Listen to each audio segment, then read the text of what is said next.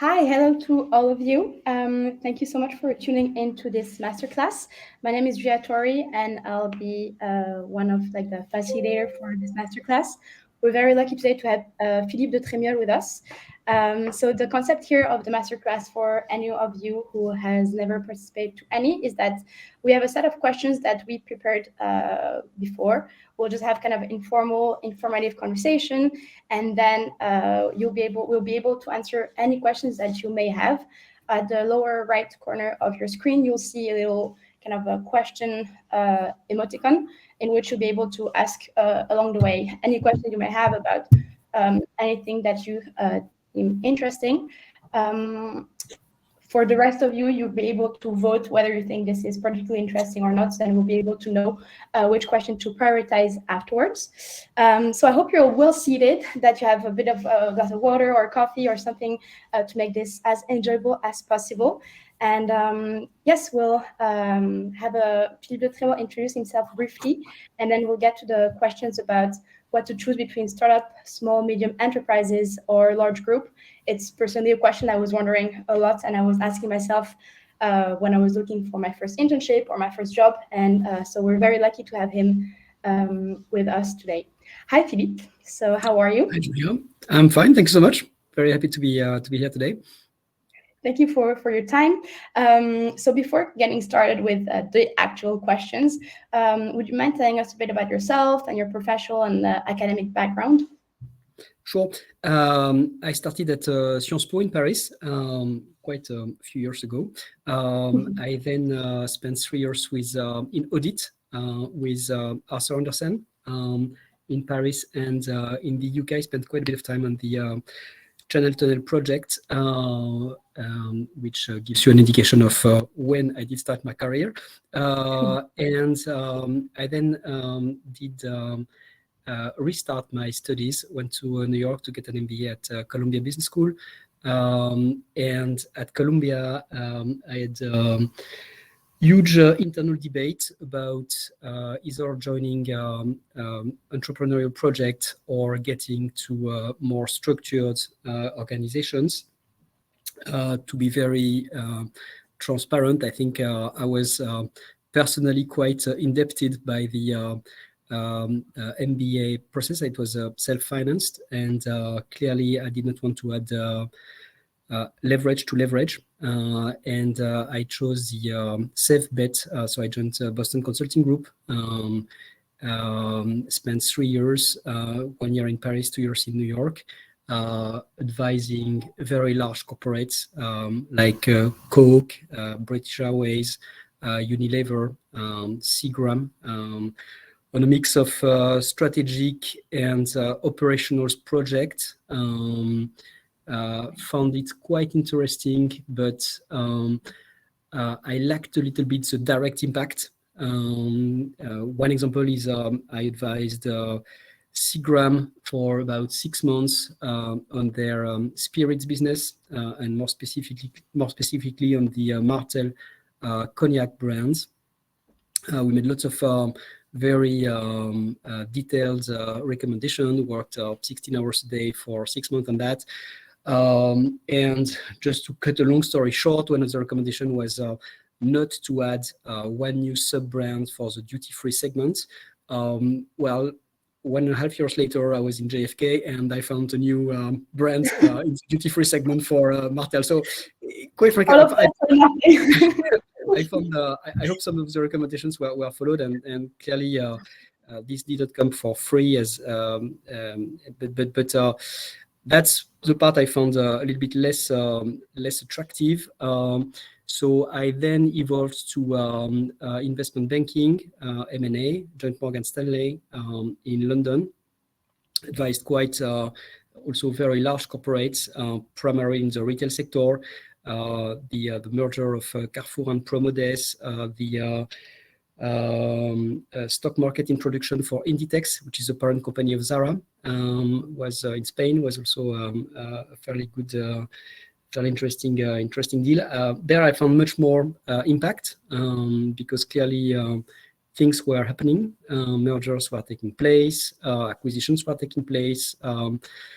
stock market introduction as well, but clearly always as someone advising, not someone calling the shots, someone sometimes pitching ideas that had been suggested by either someone at the bank or someone from division of the clients, and sometimes not believing at all that the pitch, as the idea being pitched, was a good idea, but nonetheless working 18 hours a day to deliver these pitches and getting the deals done.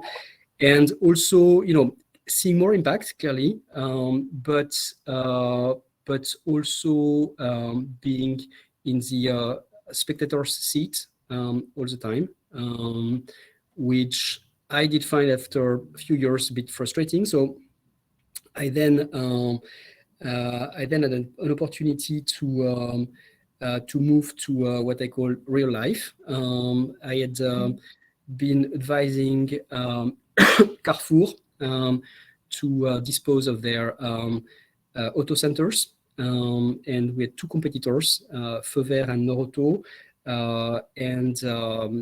I got in touch quite nicely with the person who at the time was the Noroto CEO, who had to leave Noroto maybe 6 months later. He joined an LBO, like a firm owned by a private equity firm, Bridgepoint, and clearly was looking for someone to help him build the business plan. I did help him on weekends because we got along quite well to build the business plan for that activity. And I then suggested that, and I felt it was my opportunity to move away from the nice world with bonuses of investment banking and consulting to do something much more entrepreneurial. It was probably a bit too entrepreneurial because business was not very sound, and it went south 6 to 9 months later. But by then I had the CFO sticker on my CV, which helped me to get opportunities. And one of these opportunities came via my former boss at BCG, who had in the meantime founded a private equity firm, Montefiore. He called me to become CFO of what was at the time a very, very small business based in Aix-en-Provence called Homer Vacances in the camping business. Business was around 25 million revenue. Never had a CFO before. So it was all about structuring and growing. And to cut a long story short, 15 years later, I'm still there, and we are probably going to reach around 700 million revenue this year. So it's been a fantastic ride. I can talk about this for hours, but probably not super interesting to spend too much time on the camping industry. But very happy to take questions after this not so short introduction. No, but this was super interesting. Thank you, and it's I think it's pretty impressive how you went from investment banking to kind of taking a leap of faith for a startup in the camping industry. I mean, I think it's great. So could you please just I see loads of little party emojis. I agree. So would you mind telling us a bit the difference between each type of company? So startups, small companies, mid-market companies, and large ones. I think especially your experience in consulting is going to be very interesting with the insights and everything. Sure. I think it's all about your appetite for, in two dimensions. There is impact, the impact you want to have, direct, and structure. And there is no good answer. Everyone has the right answer for them. And sometimes the answer can evolve. If I take back the company I joined 15 years ago has absolutely nothing to do with the company I work for today. Nothing. Stakes, organization, data. But I think the impact axis in terms of knowing where you want to fit is an important one. So the smaller the organization, the more direct impact you have. Not saying at all that being in a large organization, you don't have an impact. You can probably have an impact on more people. But in order to get this impact on more people with larger numbers, you need to build consensus with peers, third-party stakeholders, negotiate. So the time between your very bright idea, or what you think is a very bright idea, and the impact you have is much longer, because you need to convince more stakeholders to get your idea implemented. A very good friend of mine works as a very senior position within the LVMH organization, and by discussing, I know that from idea to implementation, it takes more time, and LVMH is a super agile organization versus what I do. So it's really about your ability and your appetite to negotiate, convince in between the idea you have and its implementation. The second probably difference is on structure, support. The smaller the organization, the more you do yourself. So when we get candidates to join our firm, it does evolve a little bit, but not so much, and we don't want to evolve it so much. I spend a lot of time explaining, particularly when it's about people coming from larger organizations, that we do things ourselves. I don't have a PA. I don't want to have a PA. I do my Excel spreadsheet myself. I control details quite a lot, and I like that. I want to understand everything that's happening. I want to be in position to tell my shareholders and my banks real things, not things I read on reports, things I've experienced, things I've discussed with operational people. So that's something. And sometimes, you have people who much rather have layers of people working for them in a much more vertical organization. And again, there is no good and bad answer. It doesn't mean that people are brighter or less bright. That's clearly not the idea. It's about what you want to do with your life, what you want to do with your job, and do you prefer having lots of teams being your back office for this, your analytical team for that, and you being just the chef d'orchestre to organize ideas? Or are you more comfortable having maybe less people, but understanding much better the actual content, because you have touched the reality of different things? And again, there is no right answer. Now, if I look back and compare, I think at some point in your career, it kind of makes sense to start having some support. It starts to make sense of feeling that the impact you have is not just on a small number of people, but it's wider and bigger.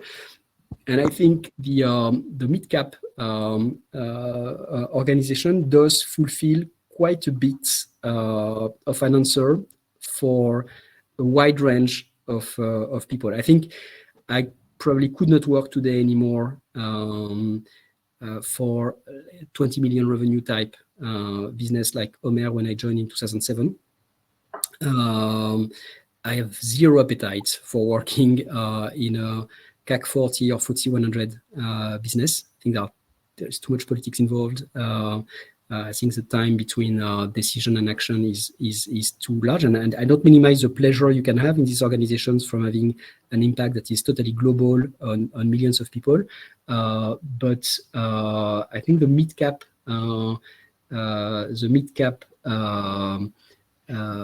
slot, at least for me, does fulfill quite a bit of does tick many boxes.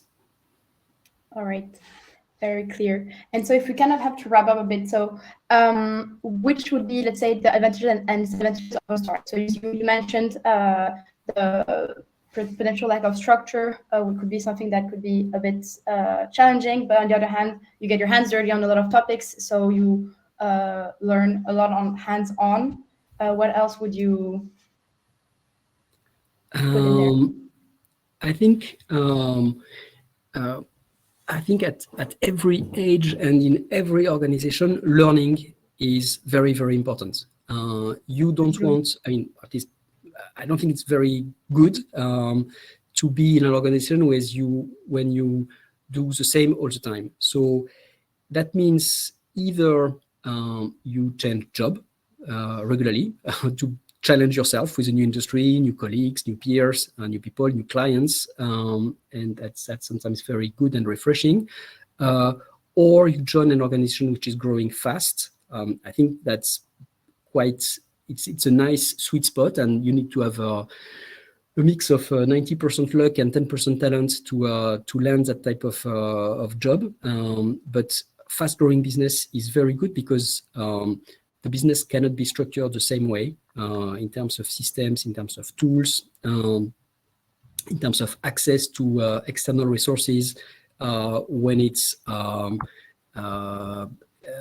like a 500 million business versus a 20 million business, it's different. You get access to more sophistication, and I think it's a good way to grow with a project, to grow with a business, to train people to grow with the business. I think there are few things more rewarding than to have people in your team grow with the business. I think it's absolutely fantastic to see people who were part of the team when it was a 20 million revenue business and who are still there and shining and performing and now training other people. I think we try to do a lot of that at ECG, and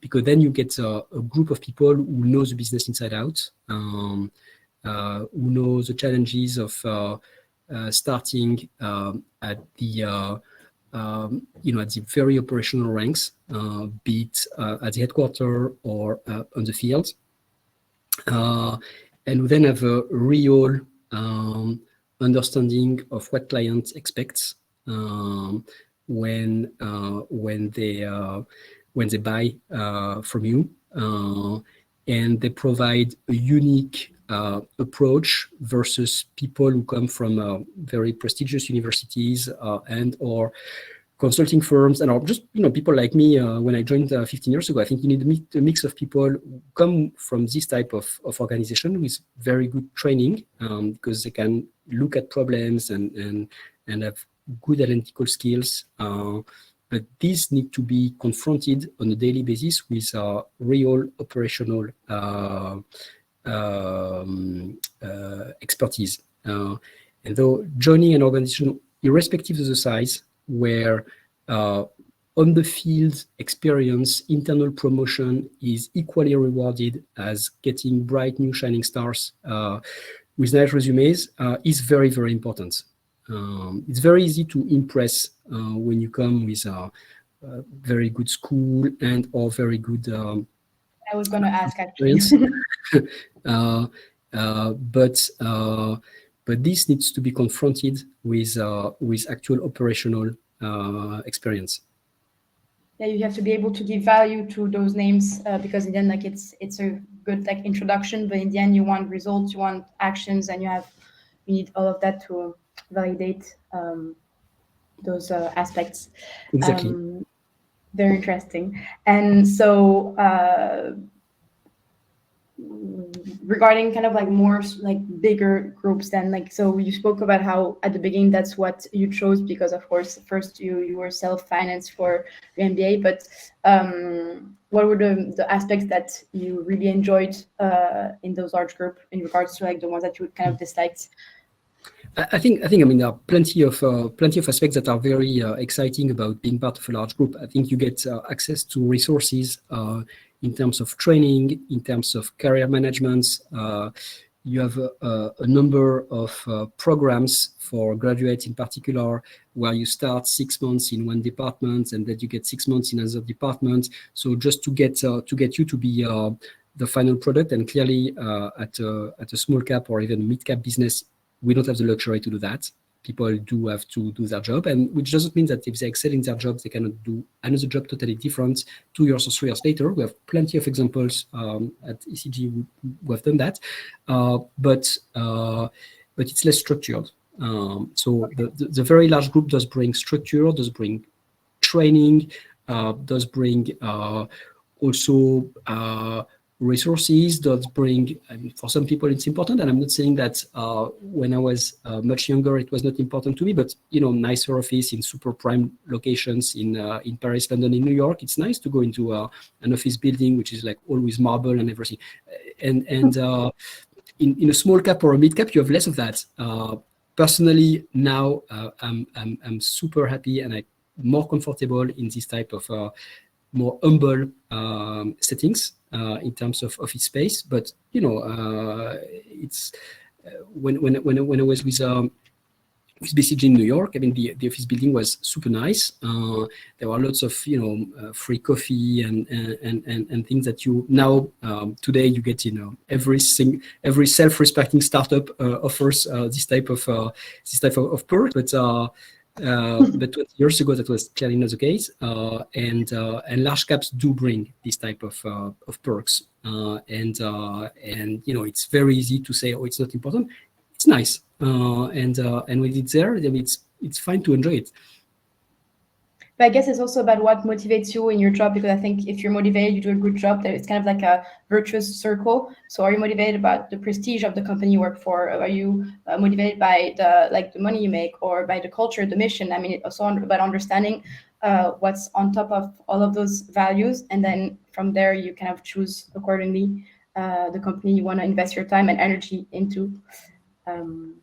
I mean, that's my personal take. No, I agree. I think you need a bit of luck if you join.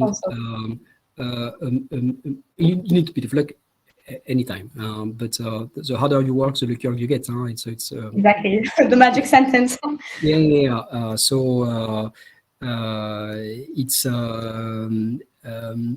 but getting into a small cap or a mid cap, you need maybe more luck to get a career where you can evolve within the company and have different job every 2-3 years.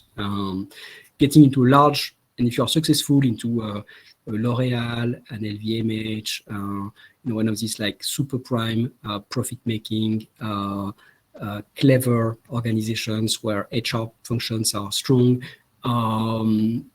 you can get like a very nice career path, moving from country to country, from function to function. I have a few friends who have been on that track, and that I think is a very nice career. Then the thing is, it can become, at least perceived from someone in a smaller setup. My wife is with BNP as well. She has done like to London, then back to Paris. So I have like very educated sense of all the positives that go with this type of large organizations. I think at times it can become a little bit more political than in a small cap or a mid cap, and some people are very at ease in more politically loaded setups. Some people don't like it that much, are more into like action, delivering results, and not having to spin all the time with internal stakeholders, the good things you are doing. There is no right answer for everyone. I completely agree. I think it's also like along the way you learn what works for you, what doesn't, and then from there you kind of navigate differently the professional world. But when you're a student and you're really at that moment where you're asking yourself all of those questions, in your opinion, which are questions that are super important to ask yourself?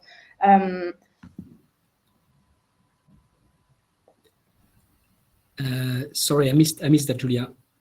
No, I was asking. So when you're a student and you're about to kind of arrive in the professional world, you wonder, okay, what kind of company I want to work in, what's lifestyle I'm looking for. But would you have any guidance on the other types of questions that you think are important to ask yourself when looking for the good fit, in a way? I think at the beginning,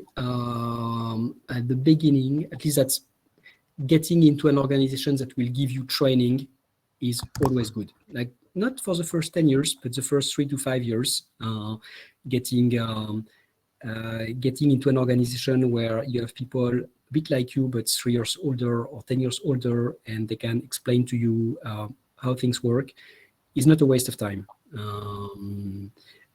Also having it will sound a little bit artificial, but having a stamp on your resume of okay, I got into that university, it's very prestigious or not so prestigious actually, but then I spent 3 years with that company, which is well regarded into, like big Amazon, Google, a nice consulting firm, a nice audit firm, a nice CAC 40 or FTSE 100 firm where it's respected and people know that to get in, you need to be good and have been filtered a little bit. And then after being filtered a little bit to get in the organization, you get 3 to 5 years of very decent training and you get maybe 1 or 2 promotions. Then it means that beyond having been a good student and having demonstrated ability to learn and get a degree, you've been really polished as a professional person by these organizations. I think that's a good investment versus starting directly in a startup business. But again, there is no right road. Some people are way more successful than I am, and they've started directly in a startup mode. So I think just for an average person, not the top 5% who can start in a startup mode and be super successful, for the average person, getting into an organization where you'll get a bit of training, a bit of recognition, and 10 years down the road, people say, oh, she started with so-and-so. Okay, fine. I know what it is. It's never a waste of time. Yes, as you were saying, it's all about impact in the end, right? But you mentioned also a couple of times about how some of your friends and even your wife have been in the same company for a very long time in comparison to you, who has like kind of went in different companies. As a personal opinion, what do you think is best? Is there kind of a minimum time you should spend in your first job before switching to another one? Or do you think that today it's no longer applicable? What's your take? I think when I interview candidates, I think less than 3 years you are asking questions for the first job. And actually for someone can take a decision and discover that after 1 year it's not the right job and you need to leave and not waste time. That no question asked. But if you do that more than once, then you start to need to have a good story, because then it's probably not about only the organization. Maybe it's about you being a bit unstable, you making a wrong decision, and everyone can make a wrong decision once. But someone who has made 3 wrong decisions, do I want her or him in my team to decide what to do? Well, if I have an alternative, maybe I will go for the alternative who has maybe taken more right decisions. Again, 1 or 2 wrong decisions, fine, and ability to recognize them, even better, as opposed to stick to something where it's bad for you, you don't have an impact. I respect much more someone who is able to resign, go away, do something else, but once, maybe depends on the age, maybe twice, but not like 5 times. Sometimes you get candidates who have like only 6 month stints. I'm not talking internship, I'm talking about jobs. 6 month stints, 3, 4 times, and you're like, well, it gets a bit concerning, right? Yeah, there is maybe a character issue. Yeah, I think it's about also finding the right storytelling to tell your story in an appropriate way. It's always kind of a hard exercise, those first 5 minutes. So tell us about yourself. There you have to really kind of structure your pitch, right? So I see we have a lot of questions from the participants. So I would suggest maybe going there. Okay. So let me have a look at. So we have Foster Loop who's asking, hi Philippe, is it better career-wise to make a career transition from a startup to a large company or from a large company to a startup? I would say large company to startup for the reason I explained. I get training, but that's my answer, and there is no right answer. But that's my answer. And from entrepreneurship, if let's say you're trying to start your own company and it doesn't work out for X, Y reasons, which does happen, would you say it's better to switch to a startup or to a large group afterwards? Like how would you value that trial? I think I value a lot people who are able to take risks and to start their own project if they believe in it. I think value a lot also someone who is able to recognize that maybe it wasn't the right thing, and they are able to move into another direction. But I think, again, if you have made, quote unquote, a mistake or a choice that has proven, it's always easier to judge. It's always easier to judge after this. The second time or the third time, you need to place a safer bet to make sure that maybe the pay is a little bit less high, maybe it's a bit less entrepreneurial, maybe your position is a bit less prominent in the organization, but it's a success. Otherwise, it's just an accumulation of short-term stints, and again, once or twice, no question, fantastic entrepreneur, risk taker, but not 3 times. All right. Then we have Nancy asking, for internships, where would you advise a student to work at, a startup or a large company? And what may be the advantages and disadvantages career-wise for a student about to start her career? I think, again, large company, because large companies have training programs, because they have dedicated resources to to make sure that the internship is fruitful, because in the end they do that to recruit people, because they have larger needs to recruit talent, and therefore they need the internship to be a success, just so that they give themselves a chance to hire the very bright candidate you are, and also they give themselves a chance that when you go back on campus, you tell good things about them, because they are repeat recruiters. In a small cap, it's much more of a gamble, because sometimes you can be, shadow CEO and then get exposed to much more interesting problem, but it's riskier. You need to know the person better to make sure that you don't end up making coffee and be like really relegated to admin task and doing the boring shitty models all night, being unpaid for it, without learning why and how you're doing that, without being given any perspective, because the founder is under lots of stress and doesn't have time to explain to you why he needs that from you. I think that's what I would do. I disagree with my kids on this one, so there's no right answer. But I think that's as a whole, it's important to kind of know what your personal objectives are when you start an internship, and understand what you want to learn, what you're expecting, and really make that clear in your interview process, because I think we kind of forget that it's supposed to be kind of a win-win. So obviously, like you win by learning, they win by doing, like, asking you to do things for usually you're less paid for than a normal employee. So I think it's very important to be crystal clear. Oh, I'm hoping to get a mentor, I'm hoping to understand this, that, whatever, and don't hesitate throughout the internship to ask for feedback and take the opportunity to really explain how you as an employee are also feeling in regards to those objectives, because it's a learning process. And I feel like in startups, it's maybe easier to have those kind of speeches, but in bigger groups, it's very interesting regardless. Then we have Alistair, who's asking, for graduates looking for work, do you have any advice in terms of standing out in a competitive job market? Oh, so that's a good one. I mean, you're your own product. Self-marketing is important. So you need to do like a real introspection on what have you done which makes you different,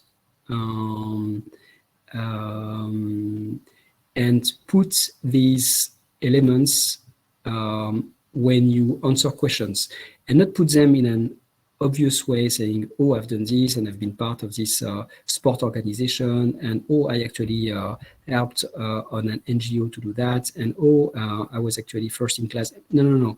It's using, and that's much more subtle, it's using this list of 5 to 10 strengths you have, but by strengths I mean achievements, and sometimes an achievement can look, very small, but it's an actual achievement, and back it up with 1 or 2 numbers and or dates, just so that it's tangible and not big words. I always much prefer something which is an example than I am very good at so what? And put this subtly when answering a question about something else, just so that you can use these examples to place these 10 or 5 selling points about yourself throughout the interview, but not in the what are your strengths type question answer mode, more into leveraging on one of these strengths when answering detailed questions about something else. Subtly, not without making 5 minutes about that, but and in a very concrete way. The more concrete, the better. Absolutely. So then we have Kanksha. Sorry if I pronounced wrongly your name. Could you compare work-life balance across these 3 sizes of organizations? Boom.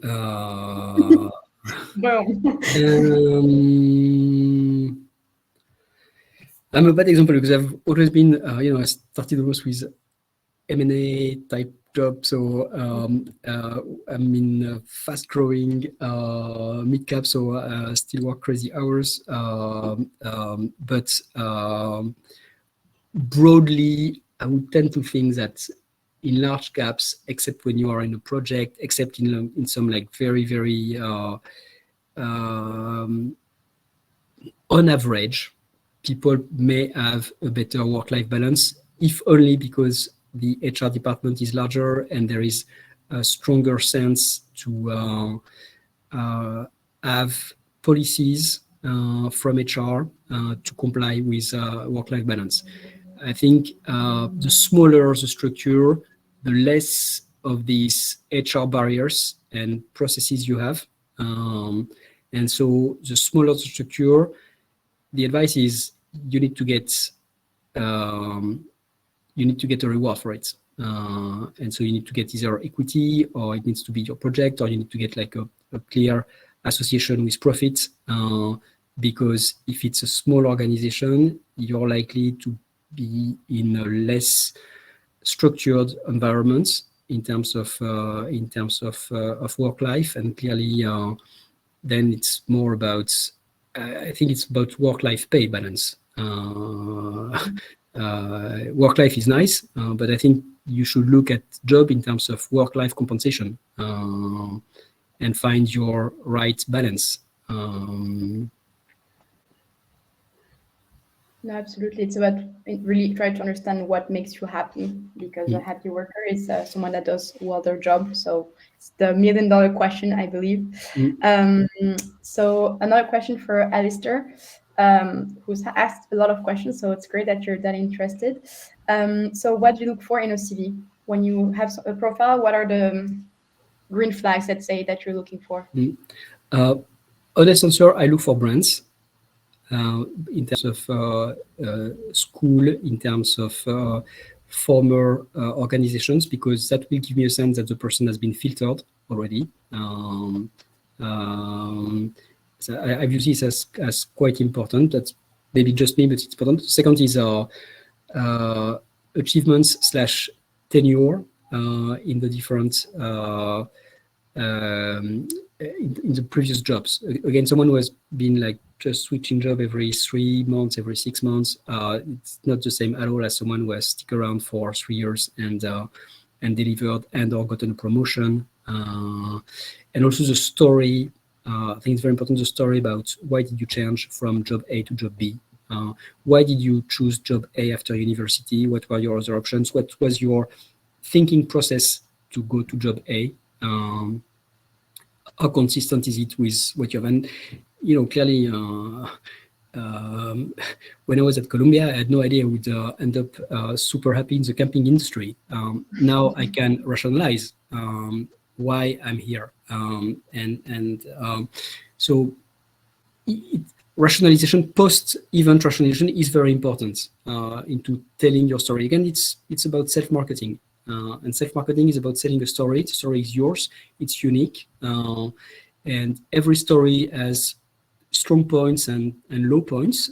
But explaining the low point is as important as explaining the high points. Amazing. Which are the soft skills that you say are the most important to have? Communication. is very important. You need to. I'm, you know, I'm German. I've spent most of my life in finance, even if now I'm doing things that are a bit broader. But communication is you. We all are selling things. You are selling yourself. You are selling your company. You need to convince people. You need to convince your boss. You need to convince your team. You need to convince your banker. You need to convince your shareholder. You need to. It's all about convincing. And convincing, it's stick and carrot. And stick in 2023 doesn't work too well. So it's more about convincing and getting people to follow you and to buy your story. So oral communication is very important. Written communication, I think, is is important too. Clearly, when you get someone who is making appalling spelling mistakes all the time, it doesn't send a very good message. But oral communication is super important. Okay, thank you. So Taz is wondering, what is the best approach to take if you want to work for an organization in a country which is completely new to you? Well, you need to first be to be honest about what do you bring. What do you bring to this country? Because clearly you have an interest to go there. Maybe the economy is attractive to you. Maybe the culture is attractive to you. Maybe it's a mix of both. But that's what do you bring to the mix? So you need to be very self-aware of that, and then convince people that about this. But if you are not able to justify what do you bring, then it's more difficult. Okay, that's great. So we have more questions. So Ankush is asking, now with AI coming to a forefront and automating tasks to a large degree, from your perspective, would you hire a candidate who puts skills like AI in their resume, especially in the context of using AI to be more efficient in their jobs? Sure, no, sure. It's that's super important. We even a company like ours, which is evolving in a very standard sector. We have I think now 7 data scientists in the group. It's super important having people who can code, people who can be very comfortable managing data. Either they are exclusively focusing in data science and AI, but even if they are not, being very comfortable talking to the data team is super important. So if you have some proficiency in that, it's already something. It's a big plus. Also, it shows proactivity, I guess, in trends and things happening out there. So I guess it's very positive. Another question from Ankush. For self-marketing, how much do you think posting on LinkedIn, commenting on LinkedIn matters to put your personal branding out there? It does, but you need to be careful about content as well. You need to be self-aware about how relevant are you to comment and post. If you have limited experience, I'm not saying you shouldn't post. Everyone, it's like total freedom. But I think posting on a daily basis on a topic where you have made, I'm just, I'm sure it's not the case, but just to make a bit of an extreme example, posting on a daily basis on a topic where you have made a 2 months internship, well, you need to be self-aware that maybe you are not the brightest expert on the topic, and limit yourself to, once a month, or to avoid cluttering the feed of your contacts, who at some point may end up saying, well, he or she is just taking so much space on my LinkedIn that maybe is not my contact anymore. So So yeah, it's about finding the right balance between putting yourself there. I think it's very important. I think liking things and but posting, you need to be self-aware of what you bring. So from time to time, yes, of course, anyone on anything, but not like, you have some. We all know people who are just a bit like too intense, and at some points when you are too intense with not so much content, it doesn't Yeah. work. Quality over quantity, basically. Mm-hmm. So that is asking, do you believe that for a young graduate, it's better in terms of personal and professional growth to start their career in their home country or abroad? I think abroad is good. I think abroad is good, if only because there are two stages in life where it's easier to live abroad. Most of us, we end up living in the country we were born and raised. I'm talking generalities. I'm talking the 80% here.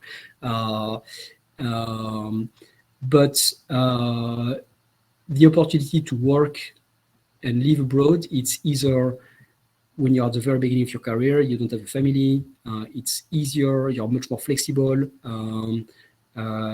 you can take more risks, including financially. Uh, and therefore that's easier.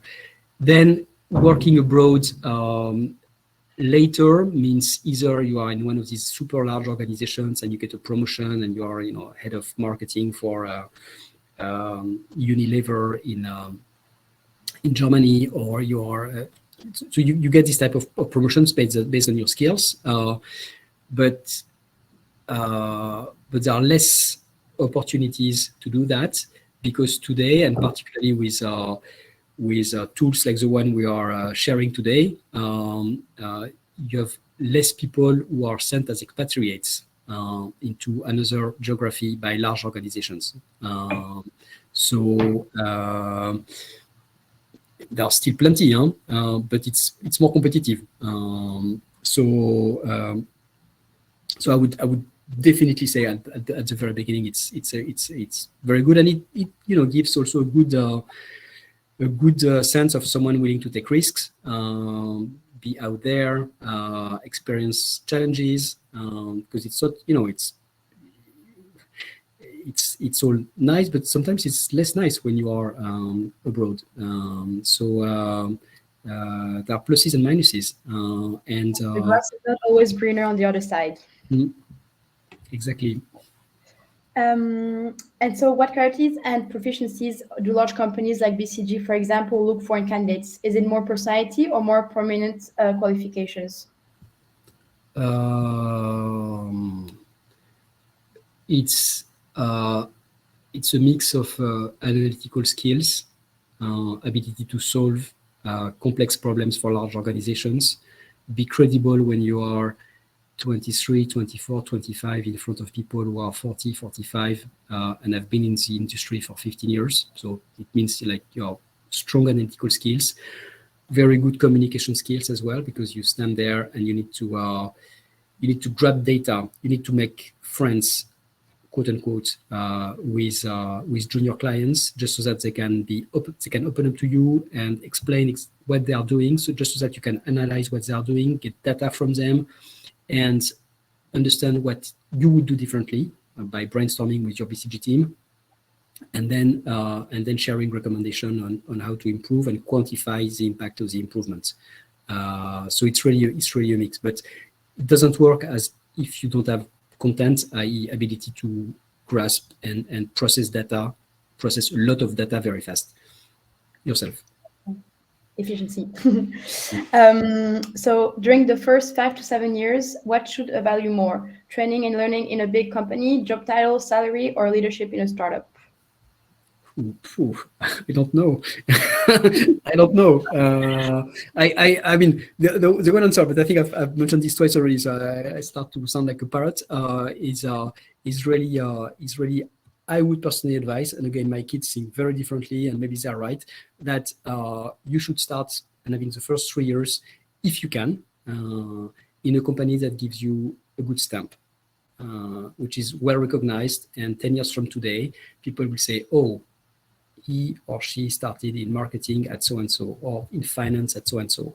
They probably had like the usual 6 months training program, hardcore from that company, and then they spent 2.5 years, and then they got a promotion, and then they decided that they wanted to do something more entrepreneurial, but they still got the hard training of the first job. Because these type of organizations, be it like consulting, audit, investment banks, private equity is a bit different, but they don't recruit. I mean, they recruit juniors. They recruit people who are fresh out of university. You don't get a second chance to get into these programs. No, absolutely. And here there's a question about, would you value more the exchange program someone did or an internship if you have to choose between the two?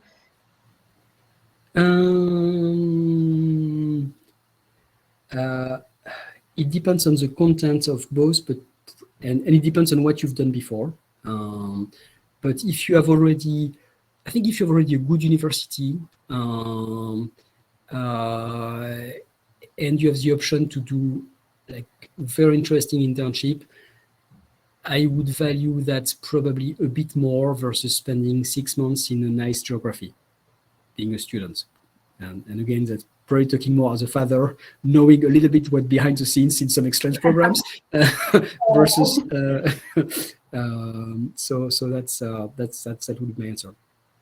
Okay. And how much do certifications like data analyst through portals like Coursera, LinkedIn Learning matter for a certain industry? Do you take them as good proof of skills proficiency? I think demonstrating. I think it's very good to tick boxes and to go and to demonstrate that beyond a bit of a general interest, you have validated that interest via a degree, a diploma, a certificate. It shows that you get things done, and you put things into boxes, and you just don't have a general interest into that, but you go into getting the thing validated by a third-party body. And I think, yes, I value that. Okay. And Alistair is asking, how much has networking helped your career? Quite a bit. And that's also one of the reasons why I would still, again, that's probably take 4, highly recommend starting your career, at least the first 3 years, in a large organization, be it consulting, investment bank, because there you'll meet people who will work as hard as you do when you're young, and that's hopefully very hard. But then you make friends for life in this type of organizations. Friends for life means maybe not friends on a personal level, but people you can call 20 years later. They will give you an opinion on that person or that organization that you are either about to hire or about to join, and give you a tip about someone or an organization. It's I think it's very, very, very important. Networking is very important. And also, there is networking for what I described, which is getting access and getting contacts. It's also about comparing ideas, and sometimes you think that you would be good at doing that, and you share a coffee or beer with someone who worked with you at an investment bank a while ago, and he or she will tell you, well, Philippe, sorry, I mean, it's total lack of self-awareness. That's not you. It's not a good idea for you, because they know you. They have been working with you crazy hours. They know what you are good at, and they know you from a professional perspective, not like your friends. Your friends give you a perspective, but they don't know you at work. So starting in this type of organizations, it gives you a network of people who can really tell you, Julia, I think that's a very good idea for you. I would actually do one more step. Or you can try, but knowing you, I wouldn't do that. No, it's true. It's true. Absolutely true. And how? What would be your recommendations and tips to keep the networking afterwards? Because you say how comfortable can you be 20 years later being like, hi, so we haven't spoken in X amount of years. Remember me, I need you. Like, it's kind of a bit of a complicated narration, no? No, it's it's very important to a network is an asset. An asset that you leave dry, it dies. So you need to keep in touch when you travel to. I'll give you a very personal example. My wife is going for work in New York because she has a team she's managing there. She goes in May, and I will tag along and spend the weekend with her. We are calling some friends from Colombia, some friends from.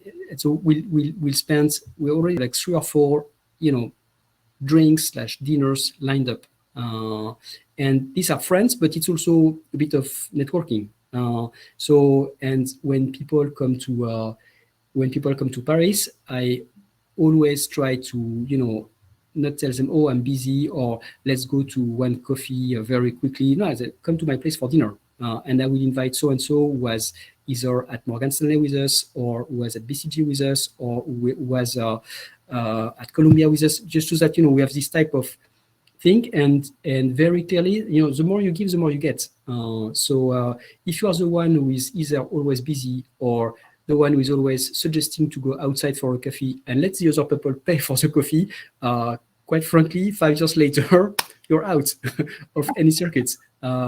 If you are organizing trips and or getting people to come to your place, well, people will invite you to their place, and people will introduce you to their friends, and people, that's what networking is about.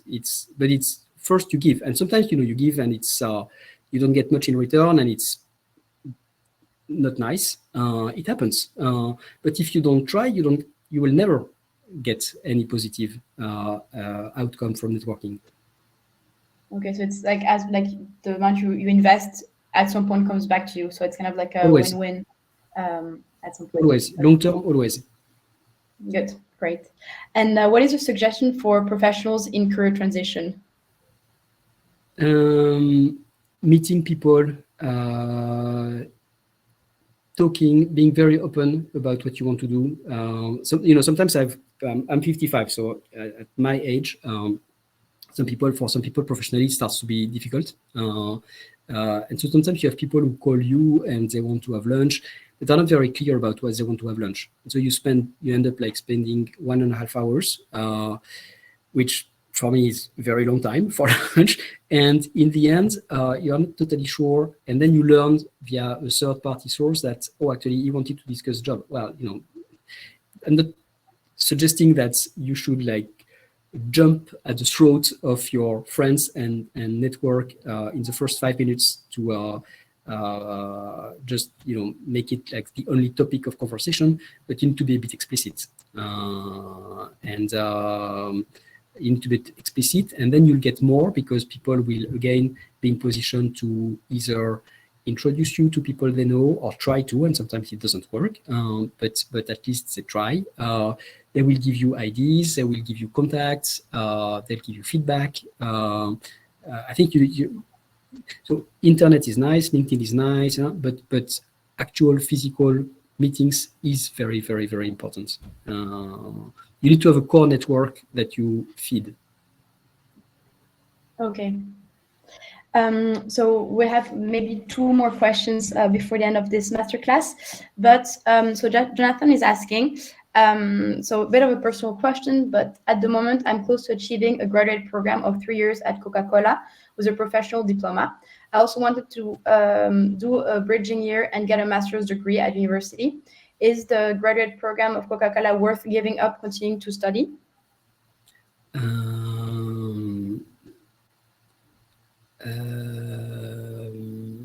Yeah, I mean, yeah, that's a nice one.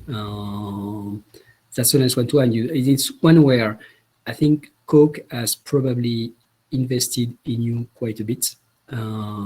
So leaving them short by deciding to leave before the end of the program doesn't send a very positive message.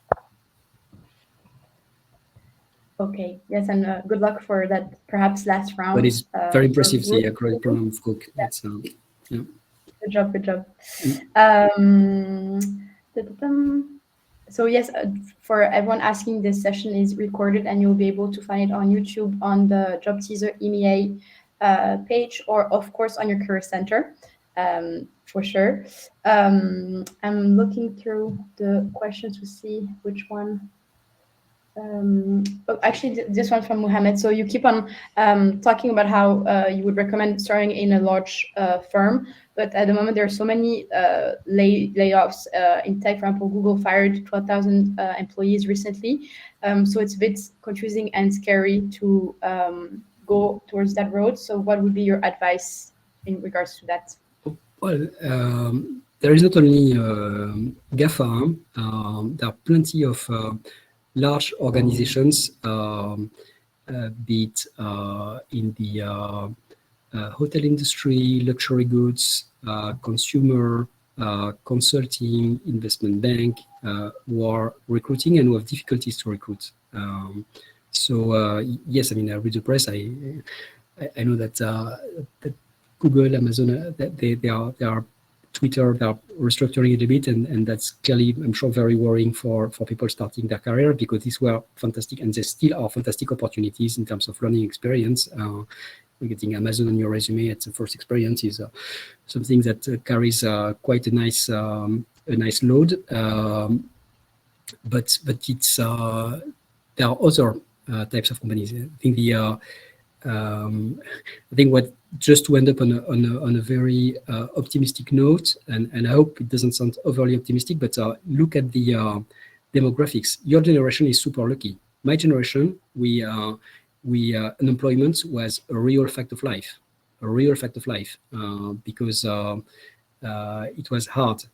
We had more people coming after, and people above us sticking to their jobs. And a number of crises that we had to go through, and your generation, if you look at the you are super welcome on the job market. And you know that, right, because you change jobs like this, it's very difficult to hire you. You're always more demanding about, I want 3 days working from home, and I want this and I want that.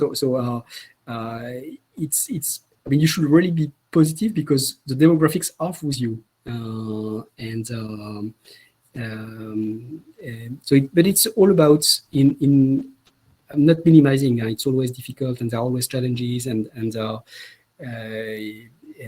know, for instance, that consulting firms at the moment are recruiting a little bit less than they used to 18 months ago. So yeah, I know that, but still, they are still recruiting quite a bit, and the demographics are hugely in favor of your generation. So enjoy. Well, we'll wrap it up with one last question from Yi Wan. Yeah, sorry. That was my conclusion. It's crazy. There are so many questions, so I'm so sorry for the ones we weren't able to answer. But clearly, what you said was very insightful. So that's absolutely awesome. So if you had the chance to get back time, would you choose the same path that you did, like when looking at today's perspective, or would you start off differently? No, I'd do the same. Well, that's why my kids say I'm a very boring person. I would do the same. No, it's great. It's great. Well, thank you so much, Philippe, for your time and all of those answers. I mean, it was even for me was absolutely brilliant, super interesting. I repeat myself too, but you'll be able to find this recording on YouTube on the Job Teaser EMEA page or on your career center, and we do monthly master classes on different topics, so don't hesitate to keep an eye on those. And thank you so much for being so proactive and just asking so many questions. It was an absolutely pleasure for me. Good luck with everything, with your careers and all. I'm sure you'll do great, and see you very soon for another masterclass then. Thank you very much, Julia. Good luck, everyone. Goodbye.